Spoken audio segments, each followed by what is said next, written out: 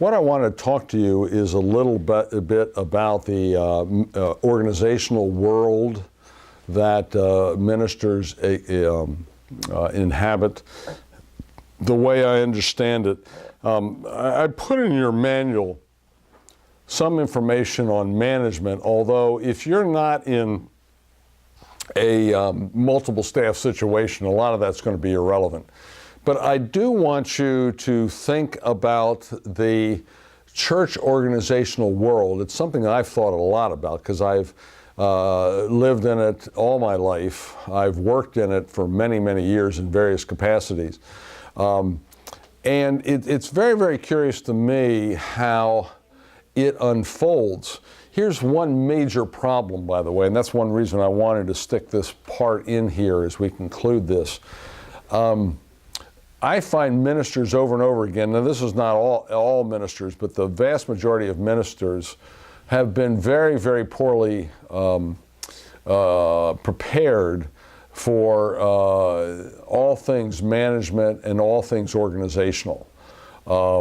They tend to be N's on the Myers-Briggs, which means they're into possibility thinking. They are not S's, the people who are much more down to earth and thinking about the here and now, how do we plan for this, blah, blah, blah, blah, blah. They tend to be not very good administrators, not very good at time management, all those kinds of issues. And so we're taking someone very ill-prepared and then putting them into what I think is the most complex organizational system that there is to offer. Now I've put in your manual there 3 interlocking circles, and I want you to understand these 3 interlocking circles that are very, very important to understand. And it's in these slides then too that I have for you. These 3 circles are the 3, to me they're the 3 interlocking organizational models that the church involves, okay? The first one, if you notice, I put there the business. In other words, a church in some ways operates like a business. The pastor being the CEO, if there's more than one staff member besides him or herself, there's a number of staff, then it brings in performance evaluations, best practices, human resource, all kinds of different business issues. And the minister then in that kind of setting needs to see himself existing as a manager in many ways and being able then to exhibit best practices in the management field. That's one circle. That's the business circle, if you will. But then there's this other circle, and that is the church in many, many ways operates like a family. In fact, in many traditions, we call the minister father. But even if you don't, it could be much more informal, but still people will see their church community very much like a family and will have expectations of the minister as parents as a result. And I'm going to talk about that in just a minute after I talk about each of the 3 of these. The third one, though, and by the way, notice that the first 2, the business model and the family model, both have hierarchy. There's a CEO and there's employees. There's parents and there's kids. The third one has no hierarchy, and that's the faith community one, where there's no more, in the book of Galatians, Paul says there's no more man or woman, Jew or Greek, slave or free. We're all the same. In other words, there's no hierarchy here. That's what the faith community model is. In other words, we bear each other's burdens and we hold each other mutually accountable, all those kinds of things. So now all of a sudden we have these three models going. And by the way, here's what makes it even more fun, is that all three of these models are surrounded by volunteerism. Volunteerism is very tricky to deal with anyway, in any circumstance, but with these three models, it becomes very, very tricky because the volunteers themselves are all members of the organization. A lot of like if you volunteer for a hospital, you're not a member of the hospital. You just come and you show up and do this. But when you're a volunteer in the church setting, you're very much a part of that community. You're very much a part of that family. And because you're a volunteer, it becomes very, very difficult to hold you accountable.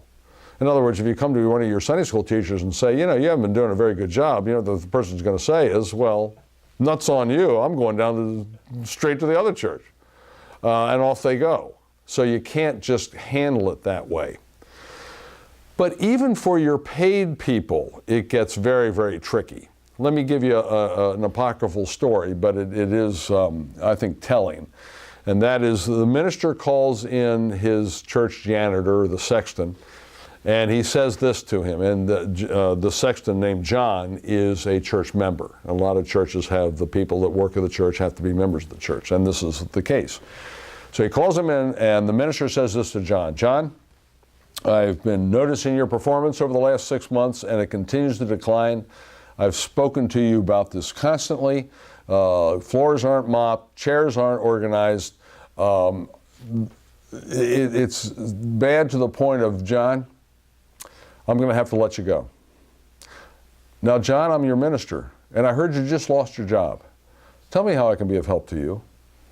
That's very, very different than if John was working at Walmart and his performance went down. You just say, John, don't let the door hit you on the way out. But in a church setting, you don't have that benefit. It's because John is not just John, but John probably has a cadre of people around him, so that in dismissing him creates all kinds of issues for you that you're going to have to navigate. Not just the fact that you've let him go, and by the way, that's confidential, so it isn't even like you can tell your side of the story. So John may be on the other side of the church telling everybody about what a terrible person you are for letting him go and how completely unfair it was. And you are in a position where if you try to defend yourself, you could generate a legal issue for violating confidences. So the church world then, organizationally, is very, very tricky. Very, very tricky to navigate. But it's being navigated by people who probably have the least training in how to navigate any organizational world. But let's talk about each one of these three organizational circles here. And what I tell people is, and what I want them to understand, this is my frame, by the way, I'm going to give you a frame here, and that is, and I'll ask them, what hat are you wearing right now? Okay, so let's talk about the business hat. Now, if you're in some sort of multiple staff, somewhere embedded in a multiple staff, you may be, like in my church, we have 60 people on our staff. I mean, it's a big church.